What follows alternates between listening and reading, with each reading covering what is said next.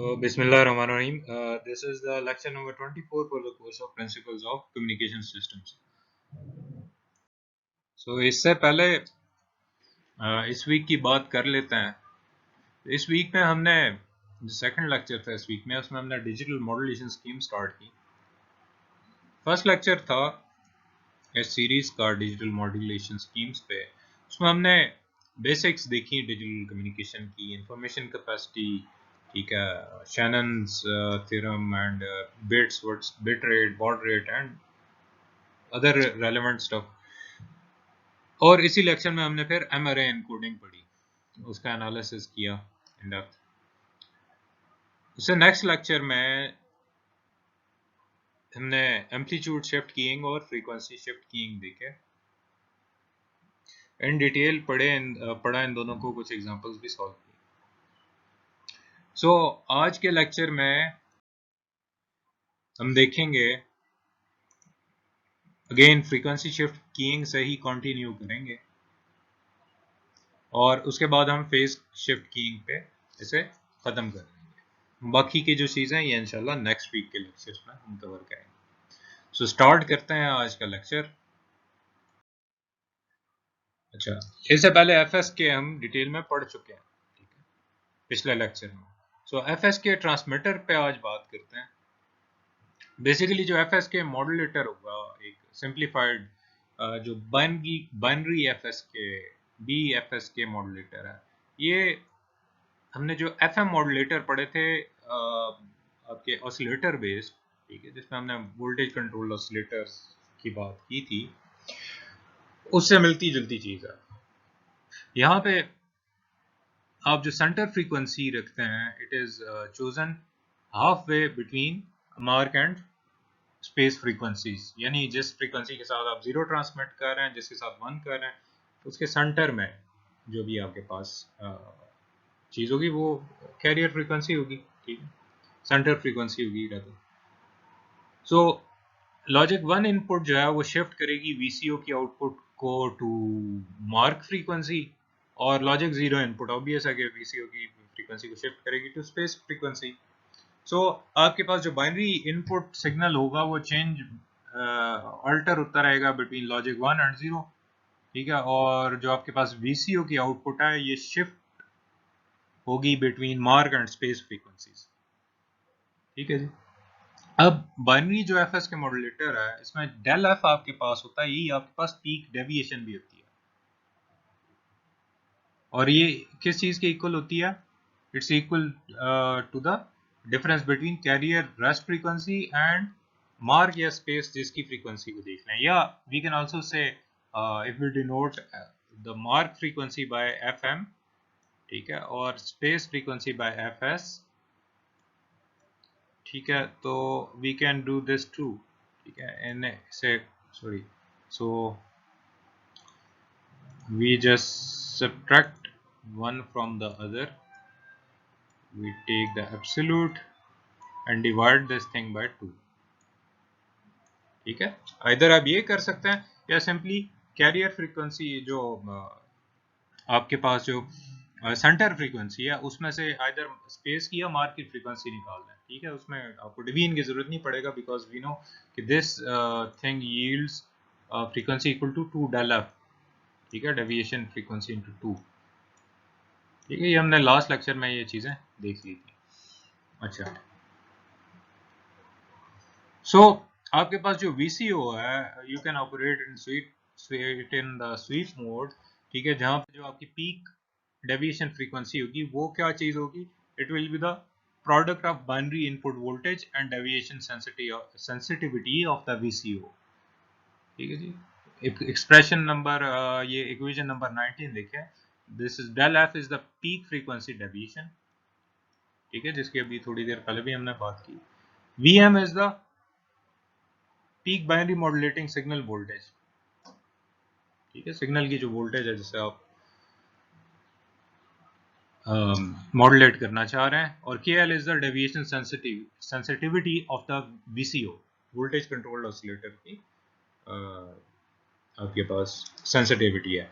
सो FS के एक modulator आप इस फिगर में देख सकते हैं. क्या आप एक NRZ binary input don't return to zero एक बाइनरी इनपुट दे रहे हैं अपने एफएस के मॉड्यूलेटर को, which is basically a VCO with certain deviation sensitivity, or then you get the FSK output. Either its output deviate होगी by plus delta f or minus delta f from the center frequency. अच्छा, जो आपके पास amplitude है input signal का, ये दो ही values हो सकती हैं बाइनरी एफएसके के केस में, 1 या 0, लॉजिक 1 के कॉरेस्पॉन्डिंग जो एम्पलीट्यूड है या लॉजिक 0 के कॉरेस्पॉन्डिंग जो एम्पलीट्यूड है। इसलिए जो आपके पास पीक फ्रीक्वेंसी डेविएशन है वो कांस्टेंट रहेगा हमेशा, क्योंकि दो ही चीजें, आइदर प्लस डेल एफ और माइनस डेल एफ, ठीक है। अगर उसका आप एब्सोल्यूट लेंगे तो वो डेल एफ के इक्वल ही आएगी मैक्सिमम वैल्यू डेविएशन की। सो जो आपके पास फ्रीक्वेंसी डेविएशन है ये आपके पास प्लस या minus peak voltage of the binary signal अगर ले लें और उसे मल्टीप्लाई कर लें with deviation sensitivity of the voltage controlled oscillator, उसके इक्वल होगी। सो अगेन मैग्नीट्यूड जो डेविएशन का होगा, पीक फ्रीक्वेंसी डेविएशन का, वो सेम होगा, ठीक है, फॉर बोथ लॉजिक्स 1 एंड 0।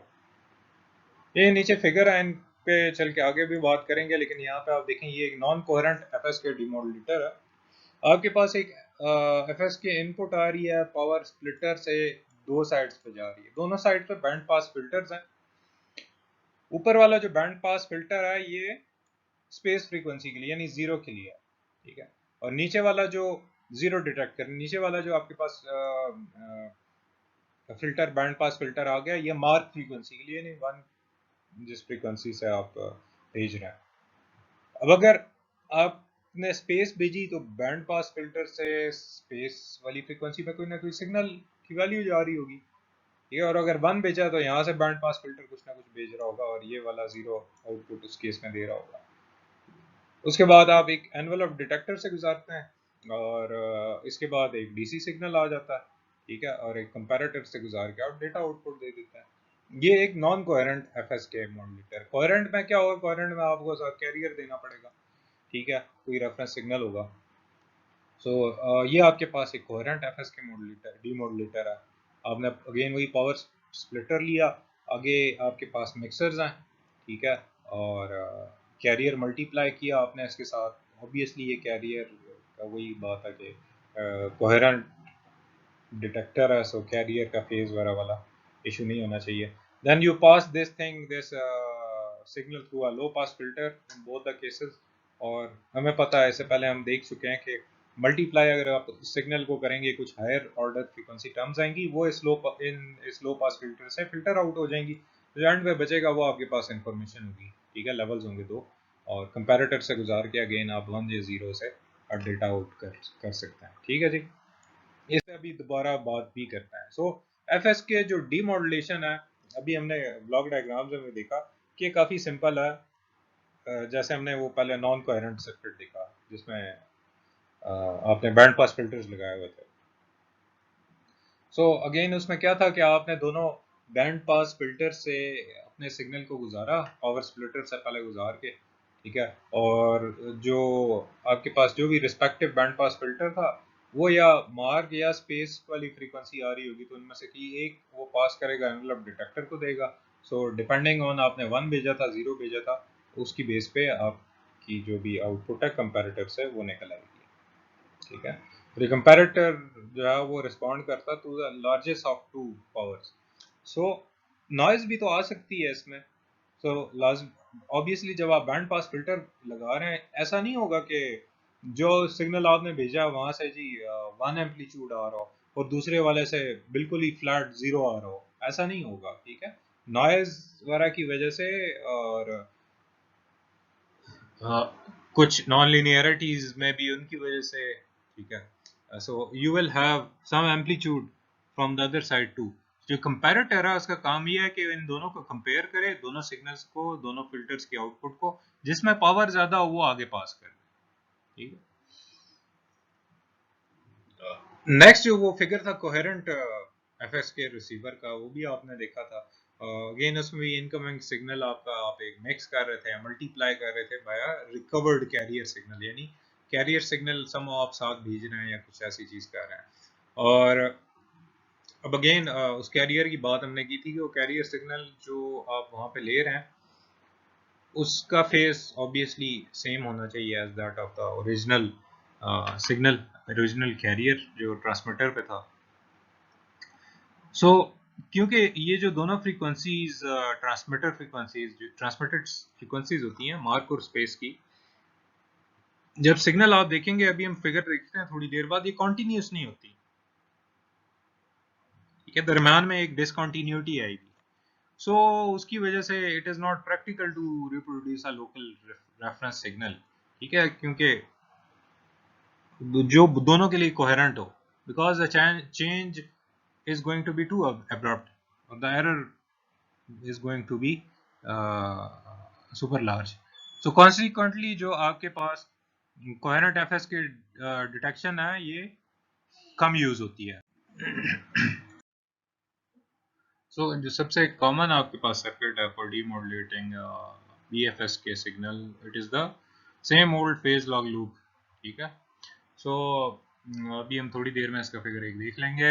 जो PLL FS के डिमोडुलेटर है, सिंपली इसकी जो वर्किंग है वो वैसी है जैसे हमने FM के केस में PLL FM डिमोडुलेटर देखा था, उसी तरह की है।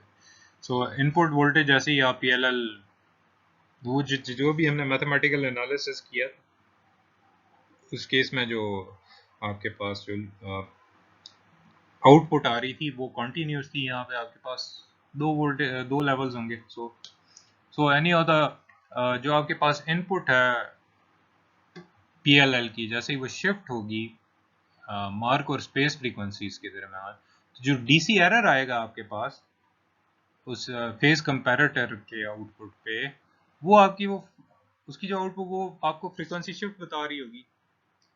और क्योंकि दो ही फ्रीक्वेंसी शिफ्ट्स हैं, so there are only two output error voltages, एक आपकी लॉजिक 1 को रिप्रेजेंट कर रही होगी और एक 0 को, ठीक है जी। सो जो नेचुरल फ्रीक्वेंसी आपके पास PLL की, it is made equal to the centre frequency of FS के मॉड्यूलेटर, और इसके रिजल्ट में जो चेंजेस आएंगी DC एरर वोल्टेज में, तो जो चेंज होगी वो एनालॉग इनपुट फ्रीक्वेंसी, वो जो चेंज होगी it will follow the change in analogue input frequency, और it is going to be symmetrical around 0 volts. So जो BFS के है जनरली इसकी जो परफॉर्मेंस होती है ये ज़्यादा अच्छी नहीं होती है in comparison two phase shift keying जब आप देखते हैं, या क्वाड्रेचर एम्पलीट्यूड मॉड्यूलेशन, ठीक है, और इसलिए बहुत कम यूज़ होती है। जो डिजिटल रेडियोज हैं आपके पास हाई परफॉर्मेंस, उनमें ये यूज़ नहीं होती, rather it is restricted to low performance low cost asynchronous data modems, ठीक है, जो आपकी डेटा कम्युनिकेशन एनालॉग चैनल्स के ऊपर, एनालॉग वॉइस बैंड के ऊपर, टेलीफोन लाइंस के ऊपर कम्युनिकेशन के लिए यूज़ होता है। सो इसमें आप PLL FS के देख सकते हैं, आपके पास you have a analog FSK in, you have a phase comparator, ये आपके पास VCO आ गया, it tries to lock its phase here, और एक DC आउटपुट आएगी इसकी, जो आपका एक एम्पलीफायर की DC एरर वोल्टेज यहाँ से आप लेंगे, और ये आपका डेटा होगा बेसिकली, वो जो एरर होगी, ठीक है। So after amplification obviously. अच्छा ये आपके पास वो नॉन कॉन्टिन्यूस की जो हम बात कर रहे थे वो चीज़ है, ठीक है। देखें कैसे, जैसे ही हमने एक मार्क या वंस ट्रांसमिट किया, उसके लिए एक फ्रीक्वेंसी, जैसे ही अब बिट चेंज हुआ 0 आपके पास आया, तो ये यहाँ से स्टार्ट हो रहा है, ठीक है, ये वाला सिग्नल यहाँ से स्टार्ट हो रहा है।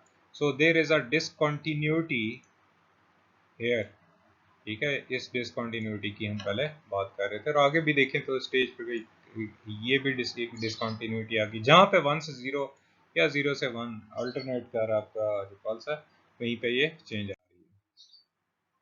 सो इसकी वजह से ये जो एक फेज आपके पास, ये जो एक फौरन से सिग्नल स्विच कर रहा है, डिसकॉन्टिन्यूटी आ रही है, इस चीज़ को मिटिगेट करने के लिए हम एक और चीज़ प्रपोज करते हैं, which is known as continuous phase frequency shift की, CPFS के। इसमें है क्या कि ये बाइनरी FS के ही है, एक्सेप्ट इसमें मार्क और स्पेस की फ्रीक्वेंसी सिंक्रोनाइज हुई होती है इनपुट बाइनरी बिट रेट के साथ। कि जितना भी आपका बिट रेट है उसके साथ आपकी फ्रीक्वेंसी सिंक्रोनाइज हुई होगी। और सिंक्रोनाइज कैसे हुई होगी कि आपके पास टाइम रिलेशनशिप होगा between bit rate and this frequency, ठीक है, इन फ्रीक्वेंसीज के दरमियान इक्वल नहीं होंगी ये दोनों ऑब्वियसली, ठीक है। और अब CPFS के साथ जो मार्क और स्पेस फ्रीक्वेंसीज हैं ये ऐसी आप सेलेक्ट करते हैं कि एक दूसरे से सेपरेटेड हो, ये एक दूसरे से सेपरेटेड हो या सेंटर फ्रीक्वेंसी से ऐसे सेपरेटेड हो कि exact multiple of 1/2 bit rates है, ठीक है। यानी जो आपके पास मार्क या स्पेस फ्रीक्वेंसी है it is equal to this thing, FB/2 is the bit rate, so और 1/2 बिट रेट से या उसके मल्टीपल से आपके पास n इज एन इंटीजर, ठीक है। सो इसकी वजह से आपकी जो ट्रांजिशन होगी between a mark and phase वो कॉन्टिन्यूस होगी, ठीक है। और एनालॉग जो सिग्नल है उसकी बात कर रहे हैं, जो मॉड्यूलेशन के बाद जो चीज़ है, ठीक है। अभी हम थोड़ी देर में नेक्स्ट स्लाइड पे ये फिगर देखते हैं कॉन्टिन्यूस फेज की।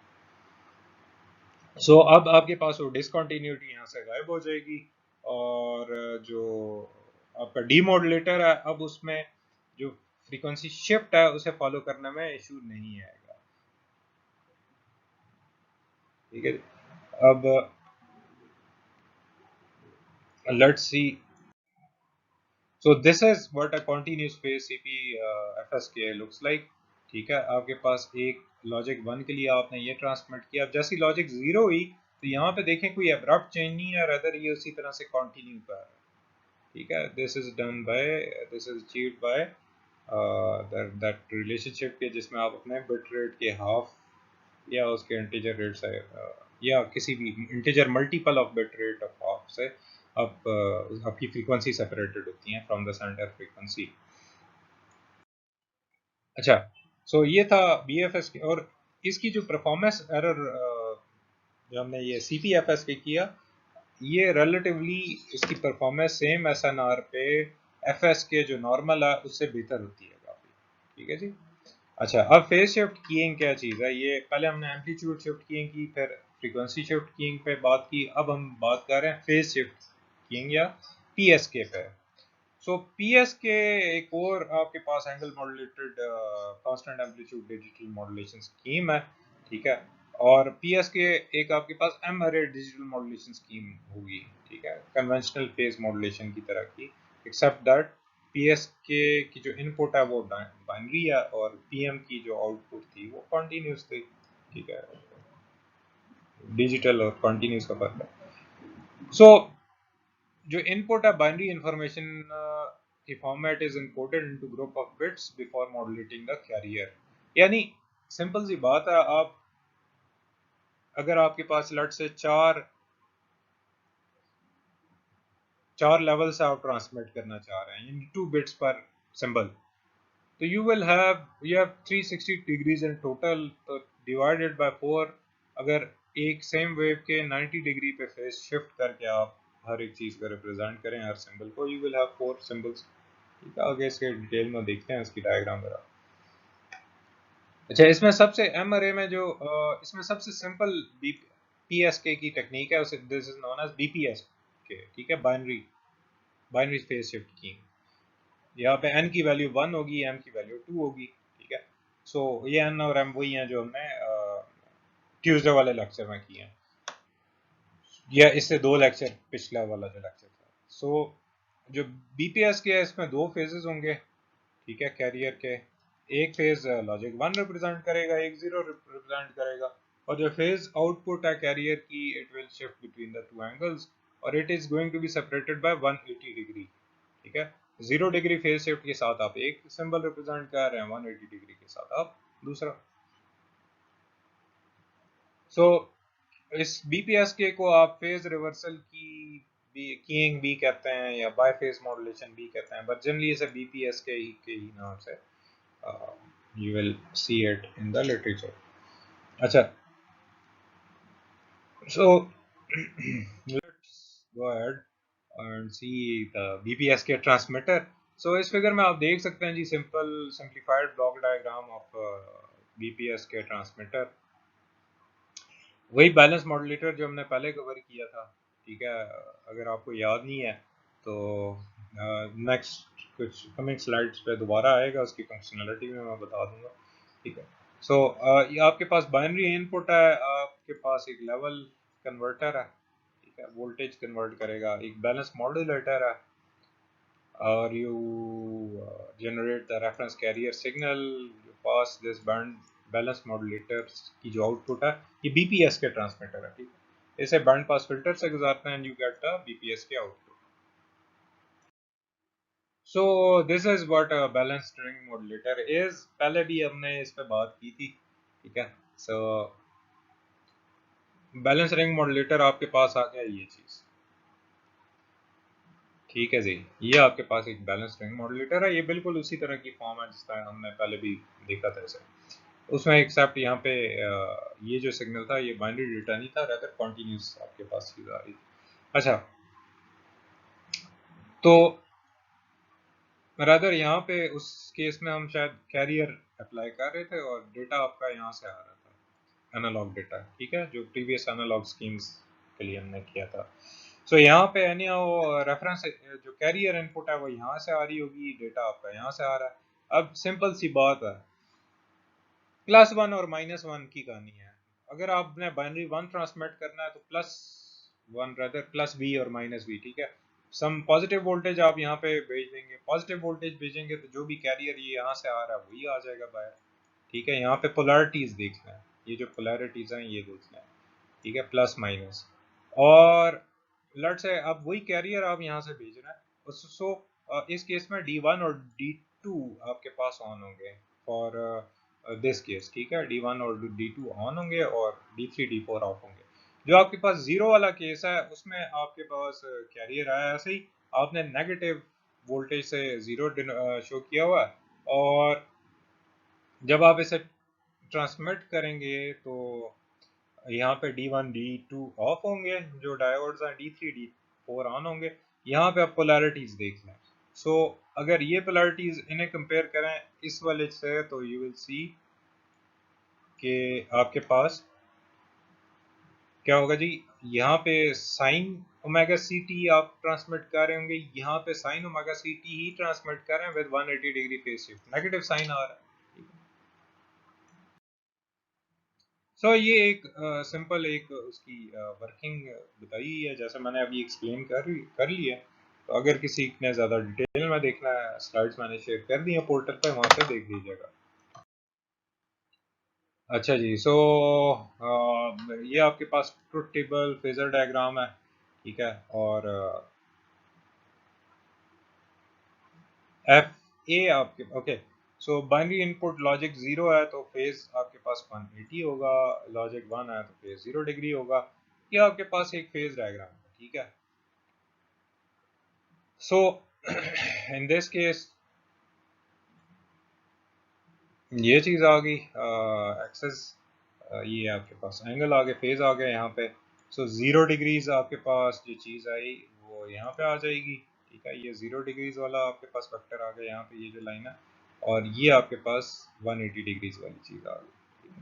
तो जल्दी आप इसे इस तरह डिनोट करते हैं, ठीक है, कॉन्स्टलेशन डायग्राम इसे कहते हैं। ये वाली जो है सीम है इसे कॉन्स्टलेशन डायग्राम कहते हैं, ठीक है। ये डॉट यहाँ पे शो कर रहा है कि दिस मच वोल्टेज और 0 डिग्री फेज के साथ आप जो भी चीज़ भेज रहे हैं इट इज़ लॉजिक 1, ठीक है, इट इज़ लॉजिक 1।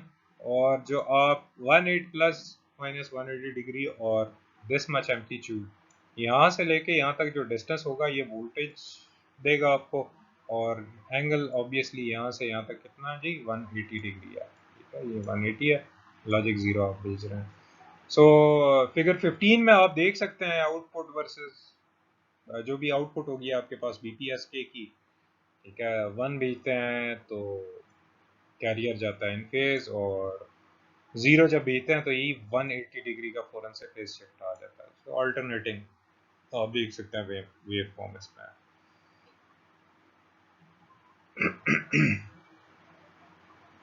ठीक है जी।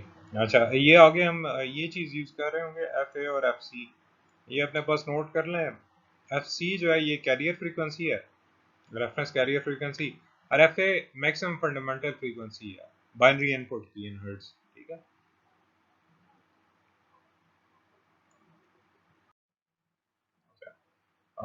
बैंडविड्थ कंसिडरेशंस ऑफ बीपीएस के, अच्छा जी, जो बैलेंस मॉड्यूलेटर है बेसिकली ये आपके पास एक प्रोडक्ट मॉड्यूलेटर, आप मल्टीप्लाई कर रहे होते हैं दो चीज़ों को, आउटपुट सिग्नल यानी दो सिग्नल की प्रोडक्ट होगी।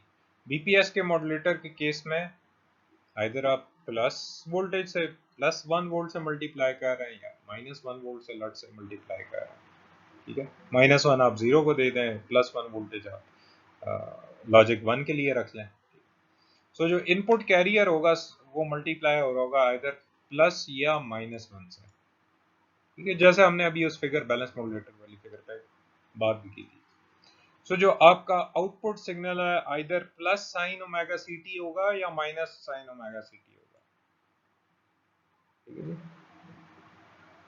अब ये जो minus sine omega C T और plus sine omega C T, इनमें इनके दरमियान फेज डिफरेंस क्या है, 180 डिग्री है, ठीक है, because minus sine of theta is equal to sine of minus theta. Negative sine अगर आप अंदर लेके जाएं तो you will get a 180 degree phase shift. सो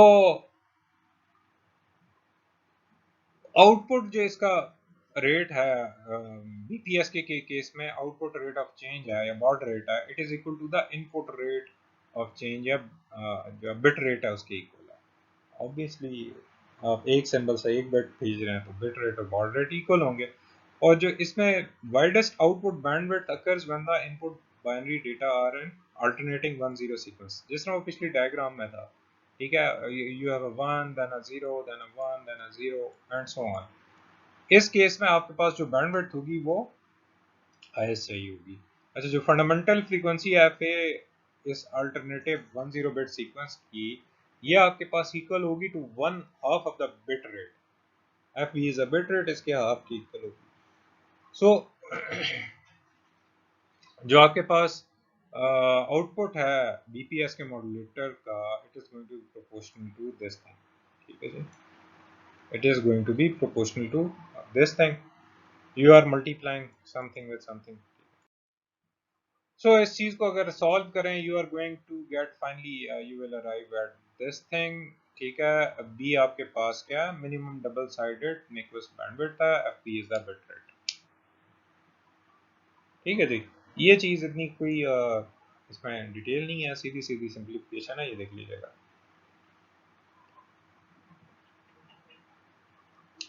सो ये वाली चीजें हमने पहले ऑलरेडी फिगर में डिटेल में डिस्कस कर ली हैं, और अभी एक देख लेते हैं एग्जांपल। सो वो कहता है जी, फॉर अ बीपीएस के modulator with a carrier frequency of 70 megahertz and an input bit rate of 10 megabits per second, determine the maximum and minimum upper and lower side frequencies, ठीक है, draw the output spectrum, determine the minimum request bandwidth and calculate the baud। चार चीजें पूछी हुई हैं। Start करते हैं पहले कि आपके पास जो आउटपुट आएगी वो कैसी आएगी, ठीक है। तो अभी हमने वो जो इक्वेशन 20 देखी थी उसमें वैल्यूज आपने प्लग इन करनी है। You have sine of omega AT, sine of omega CT, ठीक है। Omega is the highest frequency, omega C is the uh, carrier frequency, ठीक है जी। So you are going to get, so this is sin 2 pi FCT होता है, ठीक है। वहां से आपके पास ये चीजें आ गई सारी, ये आपने इंसर्ट कर ली। अब यहाँ पे एफ ए ये आया आपके पास from since omega is equal to 2 pi f, ठीक है। सो 2 pi f, तो ये यहाँ पे जो ओमेगा ए है ये बेसिकली इक्वल है 2 pi F F F B F rather F A के, ठीक है, where F A is equal to F B by two, F B by two. अभी थोड़ी देर पहले हमने बात भी की थी। F B is your bit rate उसने दिया हुआ 10 mega bits per second. So जब उसे हाफ पे करें तो 5 आ गया, और फ्रीक्वेंसी की हम बात करें तो 5 मेगाहर्ट्ज की बात कर लेंगे। और उसके बाद कैरियर फ्रीक्वेंसी आ गई है, तो सिंपल है sine 2 pi F C T.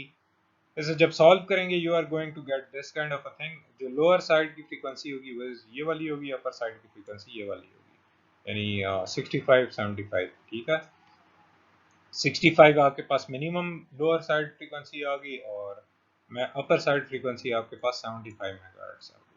ठीक है, so this is your, these are your upper and lower frequencies.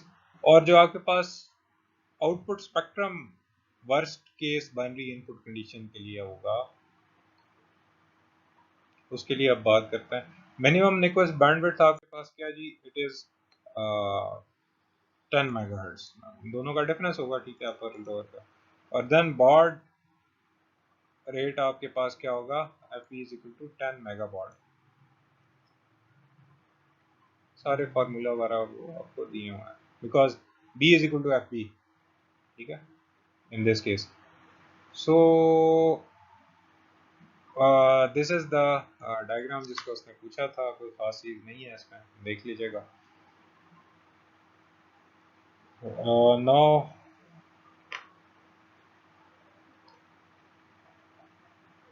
The BPS के रिसीवर, सो सिंपल है। लॉजिक 1 के लिए साइन ओमेगा सी टी और लॉजिक 0 के लिए minus sine omega C T आपके पास आ रहा है। ठीक है, तो बैलेंस मॉड्यूलेटर में आप मल्टीप्लाई करवा रहे हैं with the carrier thing, you will going to get this thing. और positive sine omega C T जब आप 1 भेज रहे हैं, जब आप 1 भेज रहे हैं तो साइन ओमेगा सी टी करेंगे, sine omega square C T आ जाएगा which is equal to this thing. इसमें दो चीजें आ गई, एक 1/2 और एक ये टर्म आ गई। ये तो आप फिल्टर आउट कर लेंगे 2 टाइम्स फ्रीक्वेंसी पे। पीछे आपके पास बच गया +1/2, आउटपुट आ गई +1/2, इसका मतलब लॉजिक 1 थी। सिमिलरली अगर आप लॉजिक 0 के लिए देखें तो माइनस साइन ओमेगा, इन दोनों का मल्टीपल ये आ जाएगा minus sine omega C T, so minus sine square omega C T आ जाएगा which is equal to minus this thing. So in this case again ये वाली चीज फिल्टर आउट कर लेंगे, पीछे बचेगा -1/2। ठीक है, तो ये आपका सिग्नल डीमॉड्यूलेट हो गया। -1/2 means logic 0 at the demodulator और +1/2 meant logic 1। ठीक है जी, तो दिस वाज टुडेज लेक्चर। इंशाल्लाह नेक्स्ट लेक्चर में क्वाड्रेचर एम्पलीट्यूड मॉड्यूलेशन वगैरह और उससे रेलेवेंट जो भी चीज़ें हैं वो देखेंगे। ठीक है जी, इंशाल्लाह सी यू इन नेक्स्ट लेक्चर। अल्लाह हाफिज़।